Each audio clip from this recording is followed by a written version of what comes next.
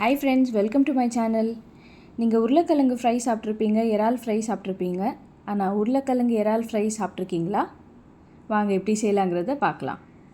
First நீங்கள் ஒரு 4 உருளைக்கிழங்கு எடுத்துகிட்டு அதை இந்த மாதிரி சீவிட்டு குட்டி குட்டியாக கட் பண்ணிக்கோங்க. அடுத்ததாக நம்ம இதில் சுத்தம் பண்ணி வச்சுருக்கிற இறாலை சேர்த்துக்கோங்க.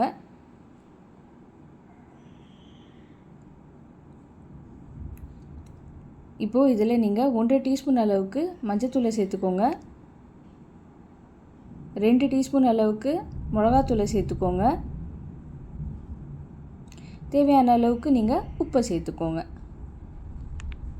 இது எல்லாத்தையும் சேர்த்துட்டு கொஞ்சம் தண்ணி போட்டு கலந்து விட்டுருங்க.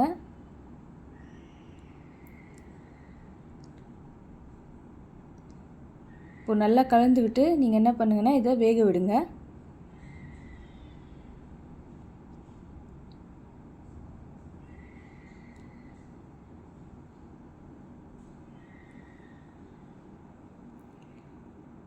இதோட தண்ணி பாதி ட்ரை ஆகிடணும். உருளைக்கிழங்கு பாதி வெந்திருந்தால் போதும். அது வரைக்கும் நீங்கள் இது பண்ணுங்க.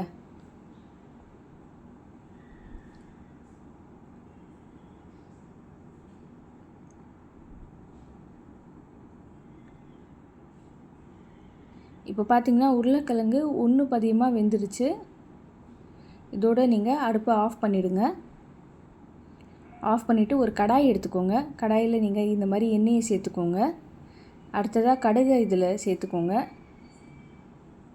கடுகு பொரிஞ்ச உடனே உருளைக்கிழங்க எடுத்து சேர்த்துக்கோங்க கொஞ்சம் கொஞ்சமாக.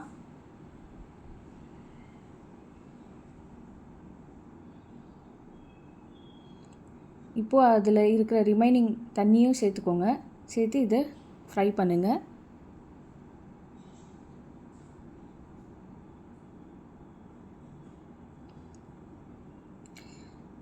இப்போ அந்த தண்ணி எல்லாமே ட்ரை ஆகணும். அது வரைக்கும் இதை ஃப்ரை பண்ணுங்கள்.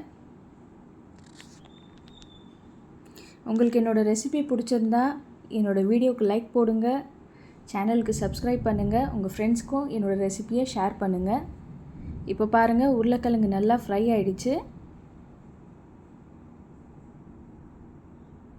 நம்மளோட உருளைக்கிழங்கு இறால் ஃப்ரை ரெடி. நீங்களும் இதை வீட்டில் ட்ரை பண்ணி கண்டிப்பாக சாப்பிட்டு பார்த்து சொல்லுங்கள் உங்களுக்கு பிடிச்சிருக்குதான்னு.